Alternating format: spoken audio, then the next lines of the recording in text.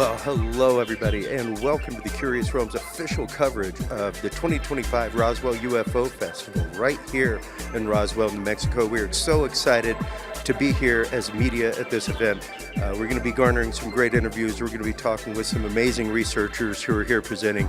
Follow us inside. Let's go take a look.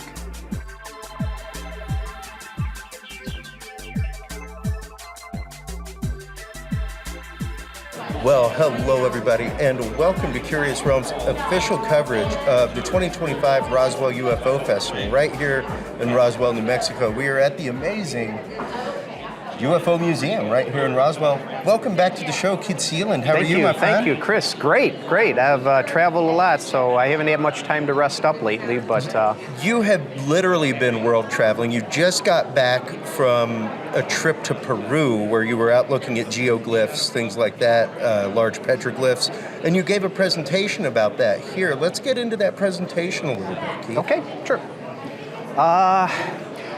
For those of you who are new or who don't know me all that well, I'm an anthropologist, so I study people. In other words, the people that the ancient people that created the archaeology that most other scientists follow. There's a niche for studying the people, and that's basically what I do. So in my travels, I uncover as many discoveries as I can about the minds and the thought processes and the experiences of our ancestors as the best analog that we have currently for preparing, as my advocacy, preparing for our futures, including future relationships with ET. So I'm a little bit of a futurist and ufologist also. Yeah. So by studying those people, our ancestors, which basically they are us, we're them. Their minds are exactly the same as ours are today. We should thank them for giving us all of the accoutrements that we can enjoy. Yeah. They're like I said, they are us, we're them. Our anatomy is the same as theirs. Yeah. So in studying them and all the expressions of symbolism and the geoglyphs and the petroglyphs and whatnot, their communications with them, they included spirituality, the cosmology, the gods, deities, and the ETs, the experiences that they had with them. So my presentation takes a deep dive. Finally, it's morphed into showing the audience where they had their experiences and the meaning that they derived from those things. Yeah, precisely, because experience, as we say on the show regularly, Keith, experience is where science begins. Like, that's literally the first step of the scientific process is observation and experience. So to discount even a story of an experience from an indigenous culture is pretty unscientific. Like, that should be where you're starting, because those experiences are, like you said, what build the culture. Those are what their beliefs end up being built around, things like that. Right, and in many ways, you brought up a point about the study of science and the procedures that they do, the methodology. Mm-hmm. There are laboratory scientists, and then there are what I call forensics. Sure. Okay? So in the field of ufology, where there is a dearth of testable, laboratory, not verifiable, but repeatable knowledge, yes, the laboratory scientists come up to a big constraint and speed bumps in that it's incompatible.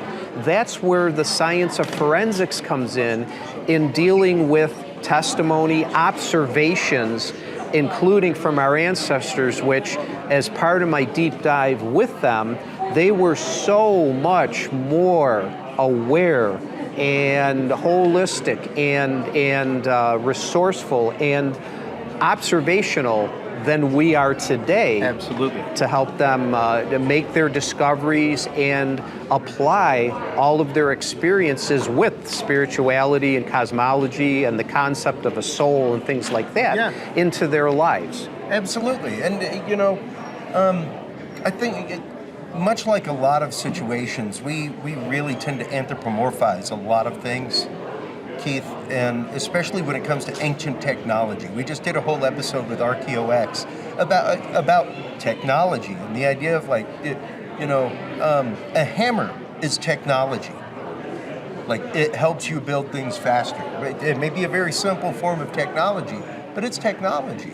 That we didn't always have. Exactly. And quite literally, like you said, we are no different from the ancient people. The only difference is our separation from these things as a point of importance.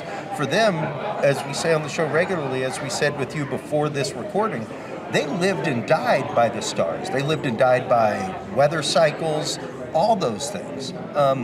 We take a lot for granted in this day and age as far as mere survival. Whereas those things were ingrained in their culture. There's a reason, when people are like, oh, they weren't that precise. No, they were pretty precise because they were regular observers of the night sky. Like, they knew exactly what day of the year that star rose. That's right. Through repeated observation, That's right. They had the time to do it. Yeah. And the absolute necessity. That's correct. So that all fit into their lives and day-to-days and year-to-years about being so immersed, connected, and synchronized with their environments and everything around them, including the planet Earth and the night sky, the skyscape. Yeah. As part of what I call my version of the Axis Mundi, which included the skyscape, the terrestrial scape, which the surface that we live on, and also Mother Earth, which that's exactly right. As things in our three-dimensional universe that exist, and they made all the connections between all of them.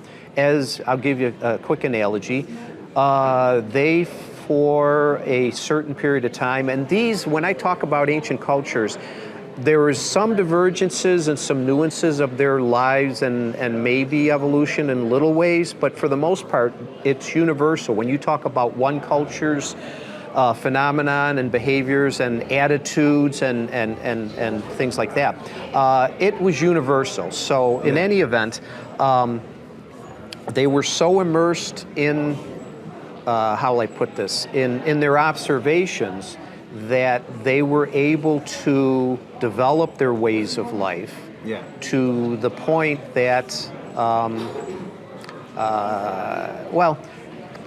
as a conundrum of mine, I mean, there's so many advances that they made, but one conundrum that I'll probably spend the rest of my life studying and probably will never answer that. Our ancestors, with the resourcefulness that they had, they discovered and created the concept of a soul. Yes.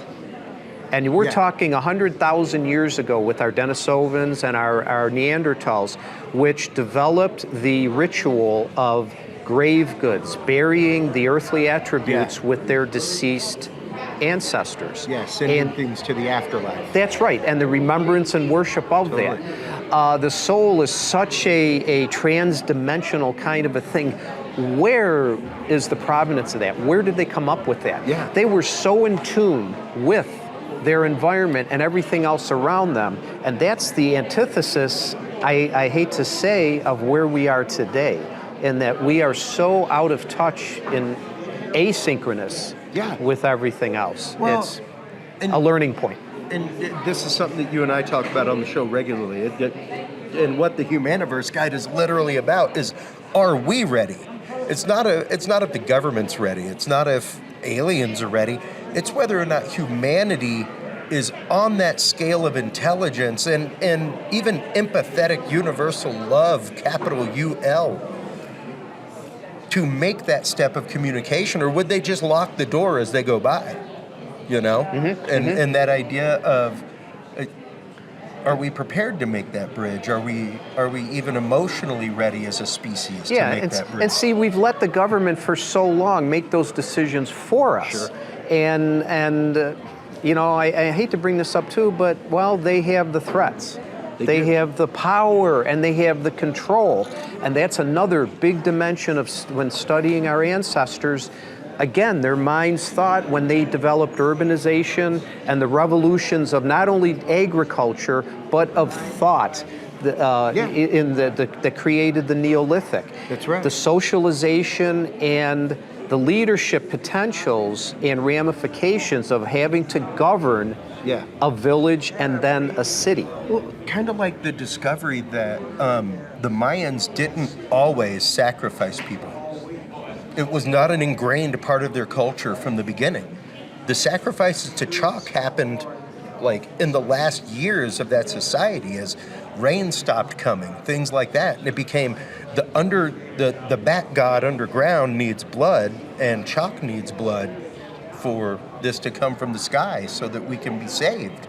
And this is a socio-political governing strategy by leaders, by the narcissists of society, so to speak. By the people that society has entrusted with that sacred duty of either being the channel to the divine in that kind of way, or being the one that says, hey, it's time for another sacrifice, like it's schedule time. Correct. And the big difference in even bringing up the subject of sacrifice shows in their deficiency of knowledge. It's not an ignorance. It's just that they didn't have the knowledge. For an example, they didn't have the language to write a chemical formula for water or for anything like that. So they had to rely on their instincts for a lot of other things. But the urbanization and the development of leadership that needed, and governance that needed to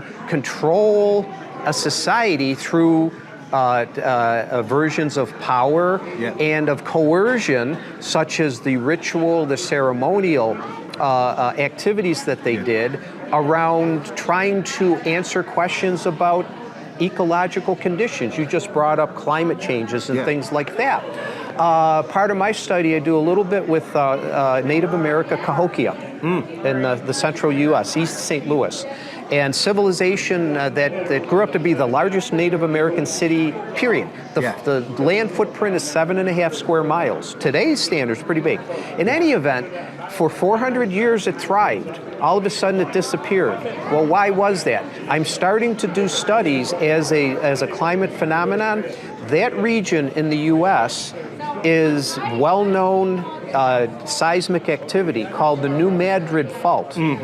That is why you see the Mississippi River. Follow the course of the river on a map. It's very straight from the north, but then when you get down to Missouri and Arkansas, it starts zigzagging. It is also what helps the Mississippi River occasionally run backward. That's exactly right. So I'm working on research with that, developing the thesis that why did Cahokia fall? As a response to massive earthquakes, the leadership had to pull out all of their toolkit to be able to try and strategize and do what they could do to help calm the citizens, the population from that. That's the behavior. Absolutely. That's the behavior. And that's just it. Once again, it echoes to the fact of we are our ancestors are us. We are no different. The only difference is we know how to make lithium-ion batteries.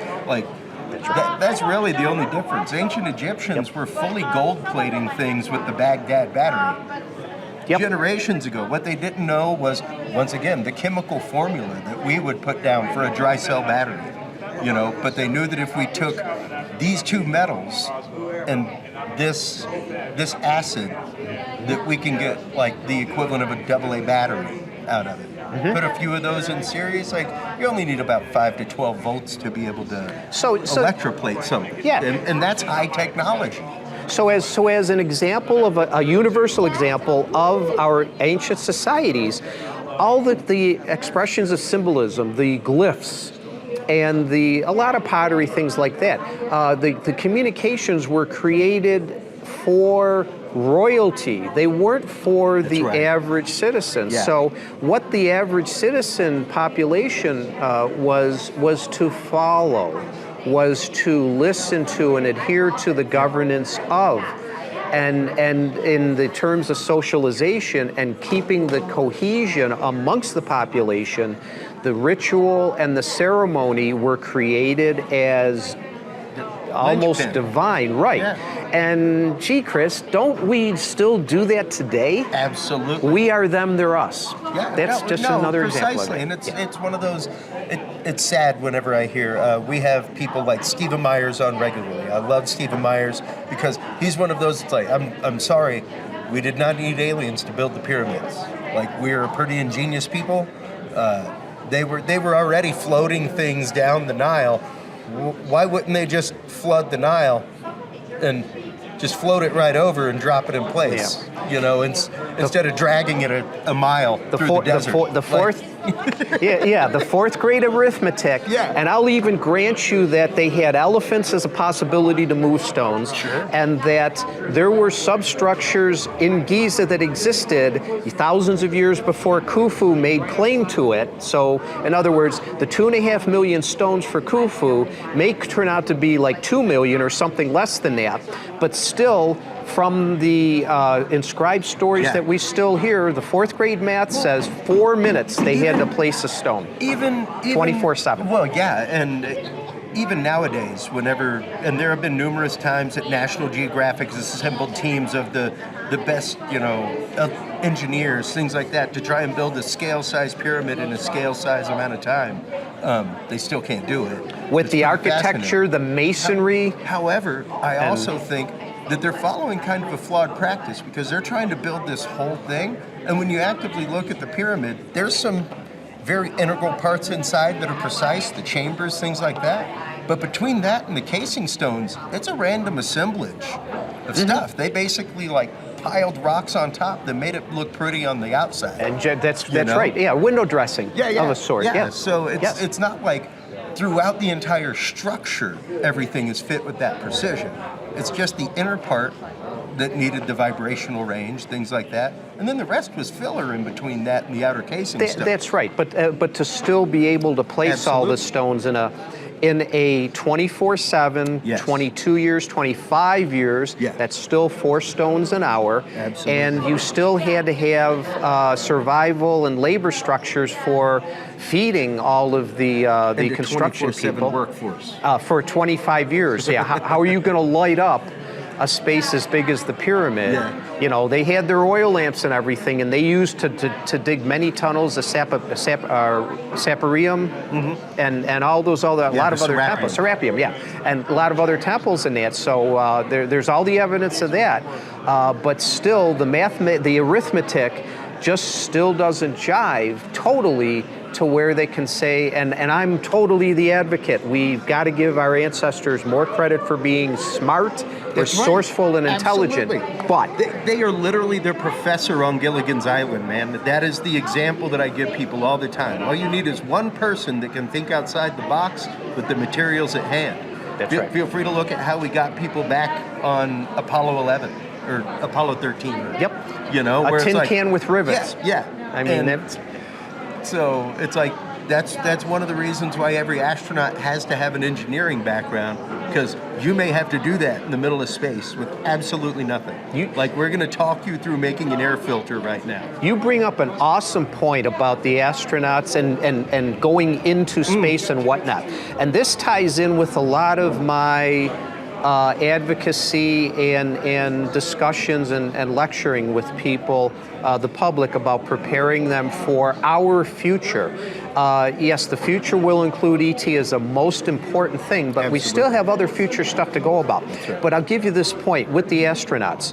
It's in my currently published written book. There's a concept called the overview effect. Okay. That was only created during the space age. And I believe the researcher's name was Davis, that picked up the ball doing science research. All the astronauts, when they took off into orbit, when they were able to look back on planet Earth, it became transformational to their lives. Yeah. They looked back on the big blue dot, and they discovered that the Earth, figuratively and in a lot of ways literally, has a heartbeat. Yeah. It is a living organism. And with their knowledge that on that organism exists 8 billion human beings all the animals, all the water and geology and climatology and all the sciences to go with it. And then when they turn around and they see uncounted numbers of other planetary bodies and stars and whatnot, it changed the way they viewed their lives and existence. Those are the things that our ancestors had that we don't seem to be aware of today. Well, you know, those are the things that quite literally, Keith, every experiencer has and goes through. And that's like we're presently working on a protocol for group therapy on things like that, because it's funny how even when you have an experience, it can be hard for you, like much easier for a culture like that. And the example I give is Thiago Tietche.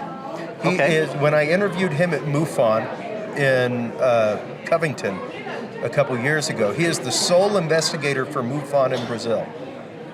One investigator for all of Brazil, one of the world's most populous countries with UFO sightings. And there's one dude fighting the good fight. All of that, And I was like, Thiago, you're there in Brazil. Tons of Amazonian tribes, things like that. Now I know they probably don't make a 2-3 day trip into town on the river to come see you to make a report. But whenever you go out to, let's say, a logging company, an oil drilling company, something like that, to take, accounts from witnesses, have you ever talked to the local tribes? Have you ever talked to them about sightings? He's like, oh, absolutely. They have them all the time. And I was like, why don't they report them? He's like, because they're not strange to them. These have been in their stories, these have been in their culture for millennia. So for them, there's nothing strange to report.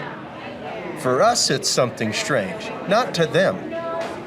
Because of what we developed as a society, technologically, we've created a myopia. Absolutely. That is the antithesis of what our ancestors enjoyed with their existence and their learning and their immersion in their environment. There is a concept that I've been talking with a couple of people, and it's an actual physical thing that happens. It's called night myopia.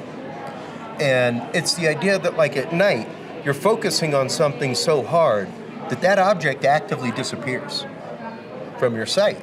And you can practice this, folks, quite literally. Feel free to, like, put a pin up against the wall and start focusing on that pin and just focus on that pin intently, and you will eventually see that pin just dissolve away, just vanish. The neurology defines that, And it's fascinating to see that, and it's fascinating to think about that in the world of encounters, in the world of how we think about things, because once again, we might myopically be focusing on something so hard that we are missing every bit of the target around it that is fully available and ready to be analyzed. Yeah, it's kind of like another analogy. I'm in a running group back home.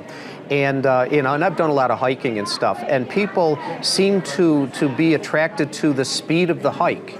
I mean, you're walking through nature, 10 miles worth of magnificent mountains and natural creations. And they're power walking. And they're running through this thing. They're power walking and like it's the mall. like stop and look at the roses. You don't even smell them, but at least look. Yeah, that's exactly right. And that's what our ancestors, they all did. And they were able to still live their lives and advance and make inventions and evolve to where we are today. But we've lost all of that holism and that harmony and that connectedness with all of the things that make human beings and what make life, the great chain of being. And they knew that all those links had to be together and that they were the most important link. They knew that. But they were able to keep the chain together. And today we've lost that ability. We've definitely unfrazzled the rope a lot into individual strands that are never as strong as the braided rope. Yes, that's right. And then now the big challenge is to try and get them back together again. And I suppose that's me. That's where I. And I was just about to say here in the last couple minutes, how do we begin to do that? How do we begin to make that, I guess, global mentality shift, that global spiritual shift to a point of true outreach and empathy? The idea that once again, maybe now they'll understand that it's not that we want the conversation, it's that we're mature enough for the conversation now. Yeah, I think we're aware enough. I mean, there's isolated incidences and examples of people who live their lives that will be advocates for preventing deforestation, as an example. Yeah. Now, I'm not advocating to get violent and bellicose over the things. Not. No, that's not. That helps nothing. Yeah, by this example, our ancestors used the moral code called the Tree of Life. And a lot of cultures actually had the Tree of Life as a great spirit. That's right. But within that Tree of Life was all of the attributes of life as a human being. The spirituality, the groundedness, the roots of a tree, the strength of a family unit, okay, the trunk of the tree, the rising up through the branches and the leaves, the patterns and the cycles, the repetitiveness. Leaves grow each year, then they fall down, the seasons change, but then they come back, and all through the years, a tree will keep growing and growing and growing and growing. And you've got all of these biology and social attributes of family units and cohesion and harmony and balance, and the interconnectedness of all of those attitudes and behaviors with their environments around them as the great chain of being, all the other animal lives, all the other trees, the ecology, the weather, the climate, everything else to do, the heartbeat of the earth, the overview of that. We really do have to find a new point of homeostasis Yes, with the world yes, around us, yes, quite literally. And yes. that real biological concept of homeostasis, where different species find a point of balance together within an ecosystem. Right, you know? right. And sadly, I hate saying Agent Smith is right. But it's one of those, it's kind of frightening because, in that way, we are a disease. We are the only thing on Earth, aside from a virus, that will come in and just lay waste and decimation somewhere. Yes, that's right. And that's really only modern man in that kind of way. Yeah, from our ancients, again, when they developed cities and urbanization and whatnot, the socialization and the groups, the communities, they had then the leadership and the power and control behaviors, became ingrained in our basal brains. I mean, that's part of us today.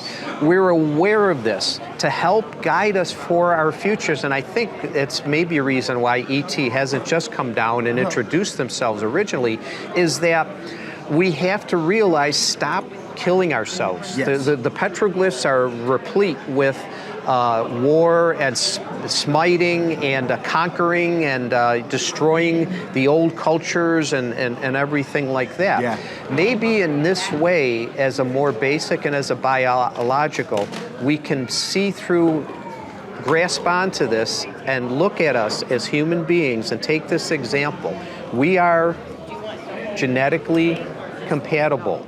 It doesn't matter our skin, our nationality, our socio-political viewpoints, our gender, our age. If it mattered, then a liver from Africa wouldn't be able to go into a dude in Detroit.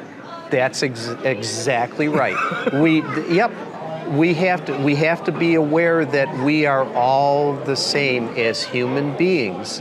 And if we can accept that, and I'm not even saying eliminate governments or whatever, it's us as people. And when we can accept that, that's going to go a long way, I think, to helping us in our future and getting us out of our myopia and starting to recognize that the Earth does have a heartbeat and we're a very big aspect of it. We are a part of that, and we can beat synchronously or asynchronously. We can gladly be a fibrillation, or we can be a help to the system. So let's get all our musicians, and they're already on board, our musicians, but our government, politicians, and business people and scientists. Hey, we're all the same species. Absolutely. Let's live in peace and love and harmony and the tree of life. Yep. And I think that'll help us quite a bit. Keith, it's always great talking with you, man. I cannot wait for dinner tonight. It's going to be fantastic. Awesome. Let everybody know where they can go to find out more about the Humaniverse Guide, where they can go to get their copy, where they can go to follow you and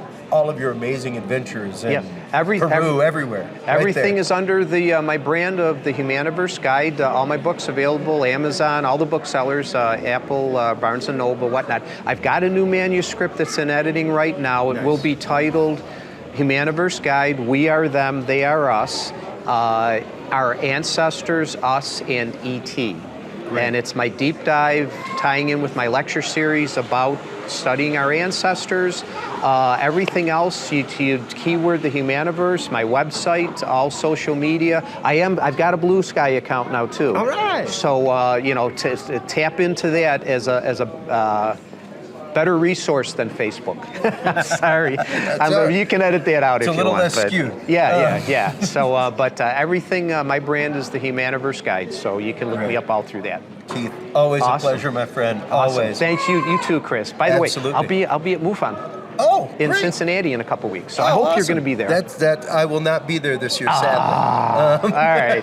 Darn. But it would have been nice to full circle that. Yeah. All right.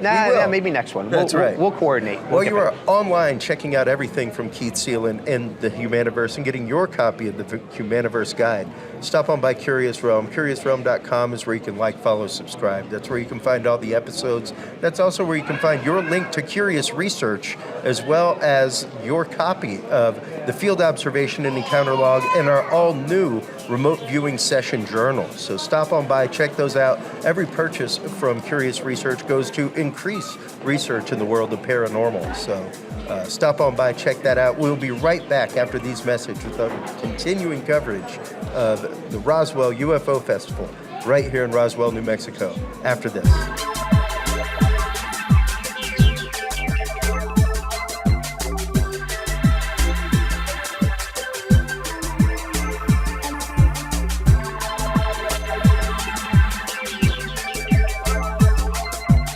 The key to good science is good research. At the heart of good research is a good data set. With the Field Observation and Encounter Log from Curious Research, you can easily keep track of your investigative information all in one place, making it easier to review cases and readily see comparisons and contrasts between them. Whether out in the woods squatching, in a back room gathering EVPs, or using high-tech gear to track UFO, UAP activity, this easy-to-carry, pocket-sized scientific data log is the perfect companion for any field researcher. You can find your copy of the Curious Research Field Observation and Encounter Log at Amazon.com or visit the official Curious Realm store at CuriousRealm.com/store to reserve your copy for yourself, your family, or a mind that you want to open.